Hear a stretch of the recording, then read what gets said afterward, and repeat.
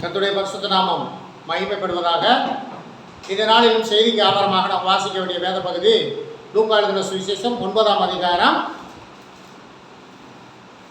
57-58. லூக்கா எழுதின சுவிசேஷம் 9ஆம் அதிகாரம். அவர்கள் வழியிலே போகையில் ஒருவன் அவரை நோக்கி ஆண்டவரே, எங்கே போனாலும் பின்பற்றி வருவேன் என்றார். அதற்கு இயேசு நரிகளுக்கு குழிகளும் ஆகாயத்து பறவைகளுக்கு கூடுகளும் உண்டு, மனுஷகுமாரனுக்கோ தலை சாய்க்க இடமில்லை என்றார். நாம் வாசித்த இந்த திருவசனத்தின் மூலம் கர்த்தர் நம்மோடு பேசும்படியாக நம் மத்தியில் இருக்கிற மனைவி அவர்கள் ஜெபிப்பார்கள்.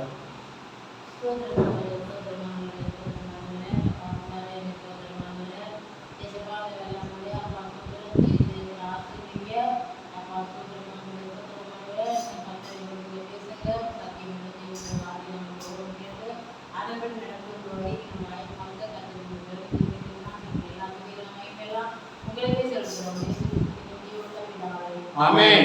நாம் வாசித்த திருவசனம் லூக்கா எழுதின சுவிசேஷம் 9ஆம் அதிகாரம் 57-58 இப்படியாக சொல்லுகிறது.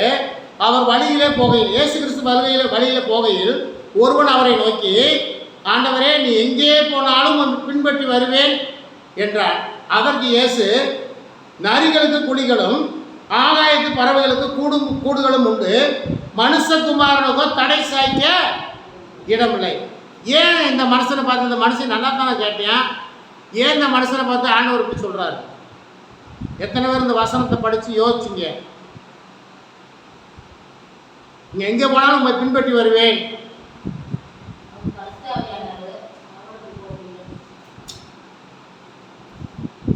ஆண்டவர்கிட்ட நேராக தான் பேசுறேன், பரிசுத்த ஆவியானவர்கிட்ட பேசல. ஆண்டவர்கிட்ட நேராக தான் பேசுறேன். அவன் நல்லா தான் பேசுறேன். ஆண்டவர் நல்லபடியாக தான் சொல்லியிருக்காரு. அப்போ பாருங்க, எங்கே போனாலும் உங்களை பின்பற்றி வருவேன் என்றார். அதற்கு இயேசு நரிகளுக்கு குழிகளும் ஆகாயத்து பறவைகளுக்கும் கூடம் உண்டு, மனுஷகுமாரனுக்கும் தலை சாய்க்க இடமில்லை. இதனுடைய பதில் என்னன்னு நீங்க எத்தனை பேர் யோசிச்சிருக்கீங்க? அப்படின்னா நம்ம எல்லாருமே இயேசு கிறிஸ்துவை பின்பற்றி போகணும்னா நமக்கு எல்லாத்துக்குமே விருப்பம். அவருடைய வழியை பின்பற்றி போகணும், அவருடைய வழியில் நடக்கணும், அவர் இருக்க இடத்துக்கு நம்மளும் போகணும், நமக்கு எல்லாத்துக்குமே ஆசை. எத்தனை பேருக்கு ஆசை? பல்லவராஜ்யத்துக்கு போகிறதுக்கு எத்தனை பேருக்கு ஆசை? எல்லாத்துக்குமே ஆசை. ஆனா நீங்க அவருடைய வழியை நீங்க உண்மையாய் பின்பற்றி போனா என்ன இருக்காது தெரியுமா? உண்மையா நீங்க பின்பற்றி போகணும்னு போனீங்கன்னா என்ன இருக்காதுன்னு நினைக்கிறீங்க? இயேசு கிறிஸ்துக்கு வீடு இருந்துச்சா? தோட்டம் இருந்துச்சா? வேற வாகனம் வச்சிருந்தாரா? வேற கார் வச்சிருந்தாரா?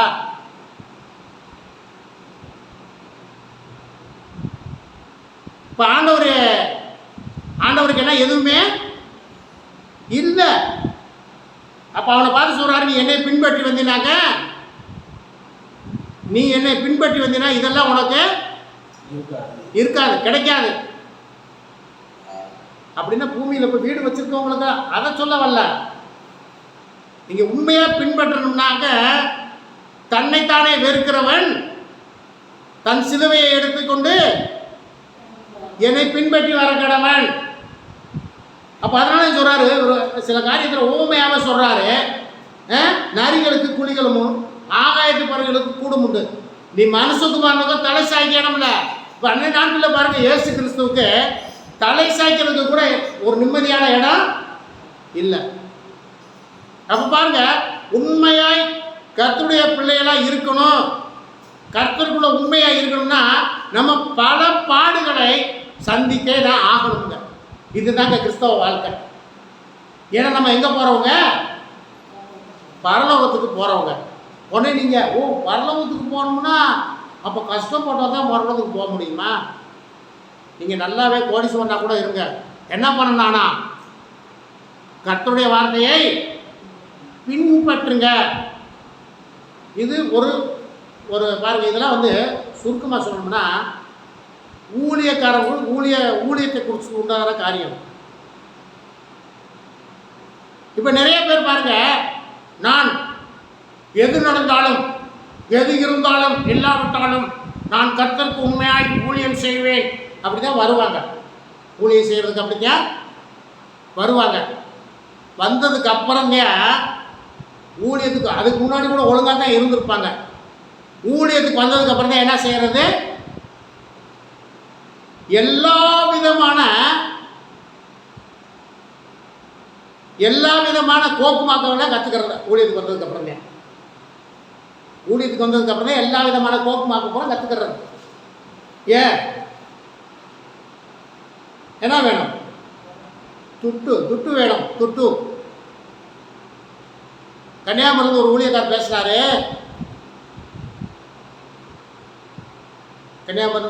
பேசுறாரு. அந்த யாக்கோப்பு எல்லாத்துக்கிட்ட இருக்க நகையை பிடிங்க எங்கே ஒண்டி புதைச்சி வச்சாரு? கல்வாரி மரத்துக்கு கீழே ஒண்டி புதைச்சி வச்சுட்டாரு யாக்கோப்பு. அந்த அந்த இடம் எங்கே இருக்குது தெரியுமா? அது எந்த நாட்டில் இருக்குது? அதையா சொல்லுங்க. ஏன்னா அந்த இடம் தெரிஞ்சுதான் நேரம் போய் எடுத்துருப்பாங்கல்ல. அது எருசலேமில் தான் இருக்குது, இஸ்ரேல் தேசத்தில் தான் இருக்குது. கல்வாரி மரத்துக்குள்ள கொண்டு போஸ்டாரா. கன்னியாகுமரியில் இருக்க ஊழியக்காரன் ரொம்ப பேர் நினச்சிக்கிட்டு இருக்கானா, இப்போ ஜேசிபியை கொட்டி போட்டு ஊழல் இடத்தையும் தோண்டி பார்த்து எடுத்துடலாம் அப்படின்னு சொல்லி. ஏன் நமக்கு தெரிஞ்ச ஒரு ஊழியக்காரர் கூட ரொம்ப வருத்தப்பட்டார். ரொம்ப வருத்தப்பட்டார். என்ன வருத்தப்பட்டார்? அன்னைக்கு மண்ணில் கொண்டு புதைச்சி வச்சதுக்கு நம்மகிட்ட கொடுத்தா நல்லா. அன்னைக்கு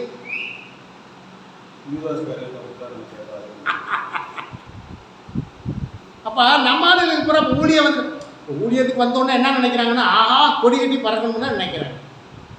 அதை பார்த்து விசுவாசி கெட்டு போகிறேன். அன்னைக்கு ஊழியத்துக்கு வந்து கொஞ்ச நாள்லேயே பாருங்கள், காரு தான், பங்களா தான், பைக்கு தான், தோட்டம் தான், துறவு தான். ஆனால் விசுவாசி எப்படி இருக்கேன்? அப்படியே தான் இருக்கேன். அப்புறம் என்ன விசுவாசி என்ன பண்ணுறா? அவனும் முயற்சி பண்ணுறான். நம்மளும் இந்த மாதிரி வசதி வாய்ப்பாக இருக்கணும்னு முயற்சி பண்ணுறான். சரி, கதை ஸ்தோத்திரம். 2 போட்டோம். கீழே வாசிங்க, அடுத்த 2 வருஷத்தை வாசிங்க. வேறொருவனை அவர் நோக்கி இப்ப பாருங்க, அவனை பின்பற்றி வர்றேன்னா. இப்ப ஆண்டவர் என்ன சொல்றாரு? வேற ஒருத்தனை நோக்கி என்னை பின்பற்றி வாங்குறாரு. அதற்கு அவன், ஆண்டவரே, முன்பு நான் போய் என் தகப்பனை அடக்கம் பண்ண எனக்கு உத்தரவு கொடுக்க வேண்டும் என்றார். சரி, ஆண்டவர் என்ன சொன்னாரு? அதற்கு இயேசு, மரித்தோர் தங்கள் மரித்தோரை அடக்கம் பண்ணட்டும், நீ போய் தேவனுடைய ராஜ்யத்தை பிரசங்கி. இப்ப நீ கேட்டது, ஆண்டவர் என்ன சொன்ன? என்னை பின்பற்றி வான்னு சொன்னார். அவன் பின்பற்றி எங்க வேணாலும் பின்பற்றி வருவேன்னாரு. அப்ப சொன்னாரு,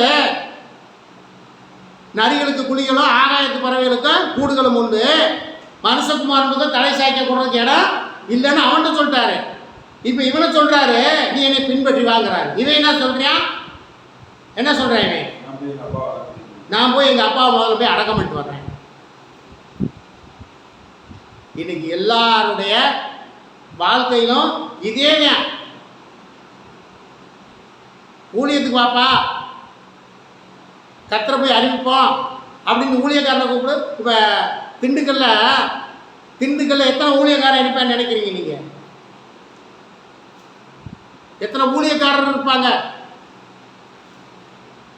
ஒரு மதிப்பா சொல்லுங்க. ஊழியக்காரர் சொல்லக்கூடாதோ? எத்தனை பாஸ்டர் இருப்பாங்க?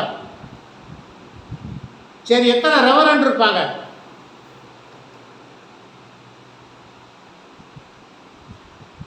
ஆனால் கிராமத்தில் போய் கர்த்தரை அறியாதவங்களுக்கு அறிவிக்கிறதுக்கு எத்தனை பேர் போகிறாங்க? நம்ம தான் போகிறோம். போகிறவங்க இருப்பாங்க. நம்ம போகிற வாரம் போகிறோம். நம்ம போகிறதுக்கு ஒரு ஆளு பூரா எப்படி தெரியுமா? நம்ம போகிற ஆளு பூரா எப்படி தெரியுமா? நொண்டியும் முடசலுமா தான் போய்கிட்டு இருக்கிறோம். இங்கே என்ன சொல்கிறாரு? இந்த வாரத்தில் முடியும் போது என்ன சொல்கிறாரு? மருத்துவர் தங்களை இப்போ கூப்பிட்டா சரி, இல்லை இந்த வாரம் என்னால் வர முடியாது, எனக்கு இந்த வாரம் எனக்கு என்ன இருக்குதாம்மா? ஏப்பா ஊழியத்துக்கு வரலையா? எனக்கு இந்த வாரம் வேலை இருக்குங்க, சுருக்கமாக முடிச்சுக்கிறது, வேலை இருக்குங்க. இப்போ நம்ம ரெண்டு மாதத்துக்கு ஒருக்கா நம்மளும் போகிறதில்ல. எதுக்கு போகிறதில்ல? அது கர்த்தருடைய காரியமாக தான் நம்ம போகிறதில்ல. சரியா? ராபோஜனம் நம்ம வைக்கிறதுனால போக முடியறதில்ல. இப்போ பாருங்கள், மருத்துவர் அடங்க மாட்டோம், நீ தேவனுடைய ராஜ்யத்தை குறித்து பிரசங்கின்னு சொல்கிறாரு. சரி, இப்போ மூணாவது பாருங்க. பின்பு வேறொருவன் அவரை நோக்கி, ஆண்டவரே உம்மை பின்பற்றுவேன், ஆனாலும் நான் முன்பு போய் வீட்டில் இருக்கிற இடத்துல அனுபவித்துக் கொள்ளும்படி எனக்கு உத்தரவு கொடுக்க வேண்டும் என்றான். அதற்கு இயேசு கலப்பையின் மேல் தன் கையை வைத்து பின்னிட்டு பார்க்கிற எவனும் தேவனுடைய ராஜ்யத்துக்கு தகுதி உள்ளவன் அல்ல என்கிறார். பாருங்க, பின்பு வேறொருவன் அவரை நோக்கி, ஆண்டவரே உம்மை பின்பற்றி வருவேன், ஆனாலும் என்ன சொல்றது, எனக்கு என்ன இல்லை சொல்லுங்க. நீ சத்தியத்தை கற்றுக்கொண்டுட்டியா இல்லையா? சத்தியத்தை கற்றுக்கொண்டாச்சு. என்ன சொல்றது, எனக்கு என்ன இல்லையா? அழைப்பு இல்லையா? இவரை போய் சுவிசேஷம் அறிவிக்கிறதுக்கு இவர்களை போய் வெத்தலை பார்க்க வச்சு அழைப்பாங்க. சொல்றது எனக்கு அழைப்பு இல்லைங்க. என்ன அழைப்பு இல்லை? இயேசு கிறிஸ்து நல்லவர்னு சொல்றது, உன்னை ரட்சிக்கிறவர்னு சொல்றது, உனக்கு என்ன அழைப்பு இல்லைங்கிறேன். அப்போ இவங்க கூட என்ன நினச்சிக்கிட்டு இருக்கேன்? ஊழியம்னு சொன்னாங்க, 4 செவத்துக்குள்ள நின்று பிரசங்கம் பண்ணுறதே ஊழியம்னு நினச்சிக்கிட்டே இருக்கேன். ஊழியங்கிறது அது இல்லை. சத்தியத்தை அறிந்துட்டியா? சரியா? நீ சத்தியத்தை அறியாமல் நீ எப்படி பிரசங்கியா நீ எப்படி ஆனா? நான் கேட்குறேன். சத்தியத்தை அறிஞ்சிருக்கனால நீ ஒரு பிரசங்கி மாறா இருக்க, நீ ஒரு பாஸ்டராக இருக்க, நீ ஒரு ரெவரண்டாக இருக்கிற. அப்படி என்ன செய்யணும்? சத்தியத்தை அறிஞ்சிட்டில்ல? வேதவசனம் என்ன சொல்றது? சத்தியத்தை அறிஞ்சு கூட நீ சத்தியத்தை போய் அறிவி, அது ஒரு தலை மேலே விழுந்த கடமை. ஆனால் என்ன சொல்றது? எனக்கு அழைப்பு இல்லைங்க. இதெல்லாம் சொல்கிறேன். ஆகணும். நான் முதல்ல போய் எங்கள் வீட்டில் இருக்கிறவங்கள்ட்ட அனுமதி வாங்கிட்டு வந்துடுறேன், உத்தரவு போய் வாங்கிட்டு வந்துடுறேன்.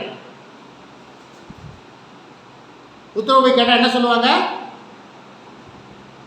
புதுசாக போகிறோம்னு வச்சுக்கோமே, நாங்கள் ஊழியத்துக்கு கிராமத்துக்கு பக்கம் போகிறோம் அப்படின்னு சொன்னால் என்ன சொல்லுவாங்க தெரியுமா? வீட்டில் இருக்கவங்க என்ன சொல்லுவாங்க? இப்போ நம்ம சுயமாக முடிவு எடுக்கிறதுக்கு வந்துட்டோம். புதுசாக ஆண்டவரை ஏற்றுக்கொண்டு பேரத்தை கற்றுக்கொண்டவங்களை போய் கேட்டால் என்ன சொல்லுவாங்க தெரியுமா? ஏன் நீ போய் அங்கே அடி வாங்கணுமா? அதெல்லாம் போகாதரா, நமக்கு எதுக்கு அந்த வேலை சொல்லுவாங்களா இல்லையா? நீங்கள் ஆண்டவர் சொல்கிறாரு, கலப்பையின் மேலே கை வச்சுட்டில்ல, கலப்பை மேலே கை வச்சுட்டில்ல, பின்னிட்டு பார்க்குற எவனும் தேவனுடைய ராஜ்யத்துக்கு தகுதி உள்ளவன் அல்ல. நீ தேவனுடைய ராஜ்யத்துக்கு தகுதி ஆகணும்னா நீ பீச்சிக்கிட்டு திரியில, நான் சத்தியத்தை அறிந்து கொண்டே இன்னும் பிரசங்கிக்க முடியாதுன்னு சொல்றீல்ல, நீ வாங்குற, கிராமத்துக்கு வாங்குற, சத்தியத்தை அறியாதவங்கள்ட்ட சொல்றதுக்கு எங்க கூட வாங்குற. இதில் பார்த்தா பெரிய ஏகப்பட்ட ஃபெலோஷிப் என்னன்னு தெரியுமா?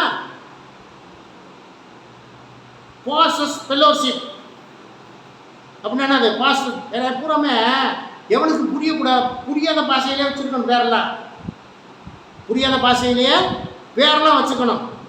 அப்படின்னா அந்த பாஸ்டர்ஸ் ஃபெல்லோஷிப்னா என்னது? தமிழாக்கம் பண்ணால் போதகருடைய ஐக்கியமா? இந்த போதகர்கள் ஐக்கியம் வச்சிருக்கல, 2 மாதத்துக்கு ஒருக்கா மாதத்துக்கு ஒருக்கா நீ போதகர்கள் ஐக்கியம் வச்சுக்கிட்டாங்க. என்ன பண்ணுறீங்களோ தெரியல, ஆனால் கடைசியில் சாப்பாடு உண்டு. சரி, மாதத்துக்கு ஒருக்கா 2 மாதத்துக்கு ஒருக்கா வைக்கிறீங்கள. எங்கள் ஃபெல்லோஷிப்பில் நாங்கள் 80 பேர் இருக்கோமுங்க. சரி, இந்த 80 பேர்த்தையும் கூட்டிகிட்டு போவேன், மாதத்துக்கு ஒரு தடவை போவேன், 5 பேரை கடந்து போவேன் ஒவ்வொரு கிராமத்துக்கும். எத்தனை கிராமத்துக்கு போகலாம்? 80 பேர். 80 பேர்னா 5 பேர் போனால் சரி வேகத்துன்னு வருவோம். ஆண்டவர் எத்தனை பேர் அனுப்புனார்? 2 பேர் அனுப்புனார். அப்போ எத்தனை கிராமத்துக்கு அனுப்பலாம்? 40 கிராமத்துக்கு போகலாம்ல. ஏன் இதை செய்ய மாட்டாங்க? கலப்பையில் கை வச்சுட்டாங்க. இப்போ என்ன பண்ணுறாங்க? பின்னிட்டு திரும்பிக்கிட்டு இருக்கிறாங்க. ஆகவே பெருமை பாராட்டி கொண்டு தெரியக்கூடாது. மேன்மை வரணுமா? மேன்மை வரணும் என்ன பண்ணணும்? தாழ்மை இருக்கணும். இதுல இளம்போதகர்கள் ஐக்கியம், அதுல நாங்க ஒரு 10-20 பேர் இருக்கோம். ரைட்டு, நல்லது, நீங்க இருங்க, உங்களை யாரும் வேணான்னு சொல்லல. சரி, மாசத்துக்கு ஒருப்பா இந்த 20 ஊழியக்காரரை சேர்ந்து, இந்த இளம் ஊழியக்காரர்லாம் சேர்ந்து வாங்கய்யா, 2 பேர் ஆளுக்கு ஒரு கிராமத்துக்குள்ள போவோம். எத்தனை கிராமத்துக்கு போகலாம்? 10 கிராமத்துக்குள்ள போகலாம். அப்புறம் தாலுகா போதகர் ஐக்கியம். தனியா இருக்குது. ஒவ்வொரு தாலுகா, திண்டுக்கல் மாவட்டம் எத்தனை தாலுகா இருக்கு?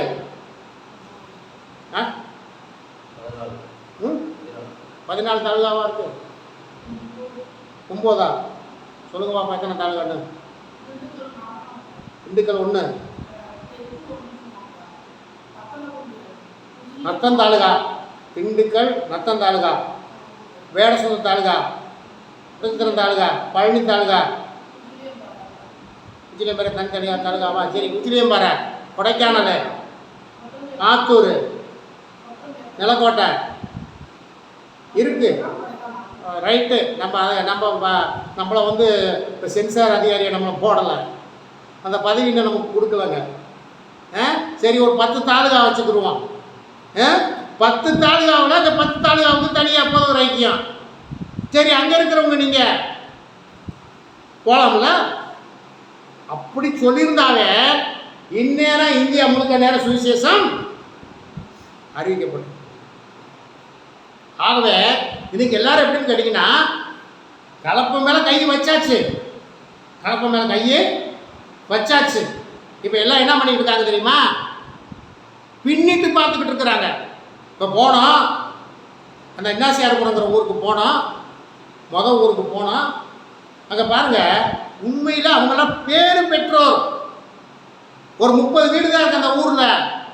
அந்த மைக்கேல் பாளையங்கிற ஊரில் 30 வீடு தான் இருக்கும். 30 வீட்டில் 10 குடும்பம் ரசிக்கப்பட்டிருக்குது. வைராக்கியமாக இருக்காங்க, ஊரை விட்டு ஒதுக்க வச்சிருக்காங்க, வைராக்கியமாக இருக்காங்க. இந்த வைராக்கியம் ஏன் இல்லை? பக்கத்தில் உள்ள கிராமம் இன்னாசியார்புரங்கிற கிராமம், அந்த ஊரில் வந்து கைப்பெறலாம் கொடுத்துட்டு ஓப்பனர் பேசும்போது என்ன பண்ணாங்க? நம்மளை எல்லாத்தையும் இவ்வளோ அடிச்சு நொறுக்கிட்டாங்களா? எங்கள் ஊரில் பேச வேணாம். ரைட்டுங்க, பேசலைங்க, உங்கள் ஊரில் பேசலைங்க. சரி, கடைசியில் அவங்க என்ன சொன்னாங்க? மெதுவான பிரதி உத்தரம், நாங்கள் பேசலைங்க. ஏன் பேசக்கூடாதுன்னு சொன்னால் என்ன வந்திருக்கோம்? இதுதான் மெதுவான பிரதி உத்தரம். சரிங்க, பேசலைங்க. கடைசியில் அவங்களே என்ன சொல்கிறாங்க? உங்களை பேச வேணான்னு சொன்னதில் எங்களுக்கு வருத்தங்க. எப்போ வேணாலும் எங்கள் ஊருக்கு வாங்க, கைப்பிரதி கொடுங்க, வீடு கூட உட்காந்து பேசுங்க, மைக்கில் மட்டும் பேச வேண்டாம். கடைசியில் வாங்க உங்களுக்கு நாங்கள் டீ வாங்கி தர்றோம் அப்படின்னு. அப்போ வந்து என்னென்னா நம்ம போகிறவங்களும் அந்த சரியான வார்த்தைகளை பேச கற்றுக்கொள்ளணும். சிலர்கிட்ட மைக்கை கொடுத்தா சரி, அங்கே போய் பாவத்தை வகை இருக்கிறது, போய் பாவத்தை வகை இருக்கிறதுனா என்னது சொல்கிற வார்த்தை புரிய மாட்டேங்குது. பாவம் ஒவ்வொன்றா சொல்கிறது, தண்ணி அடிக்கிறது பாவம், உபச்சாரம் பண்ணுறது, இதெல்லாம் பாவம் யாருக்கு என்னன்னு தெரியாதா? இதெல்லாம் சொல்லக்கூடாது போய். அதனால சில ஊரில் பிரச்சனை வருது. ஏன்னா இப்போ எங்கள் குடியாரனை பார்த்து எங்களை பார்த்து சொல்கிறியா, தண்ணி அடிக்கிறவனை பார்த்து எங்களை சொல்கிறியா, நீ கண்டிக்கு வருவானா இல்லையா? சுவிசேஷம் எப்படி போய் சொல்லணும் அப்படிங்கிறத முதலாவது கற்றுக்கொள்ளணும். அப்போ பாருங்கள், இந்த 3 விதமான காரியத்தை இந்த லூக்காளுங்க சுவிசேஷத்தில் பார்த்துருக்குறோம். ஆகவே நம்மளும் கர்த்தருடைய பிள்ளைகள் ஊழிய சுவிசேஷ ஊழிய விஷயமா போகிறோம். நம்மளும் ஜாக்கிரதையாக இருக்க கர்த்தரத்தில் முதலாவது ஜெபம் பண்ணுங்க. தொடர்ந்து நாம் இந்த காரியத்தை செய்ய கர்த்தர் நமக்கு பலன் தருவார். கர்த்தருக்கு ஸ்தோத்திரம்.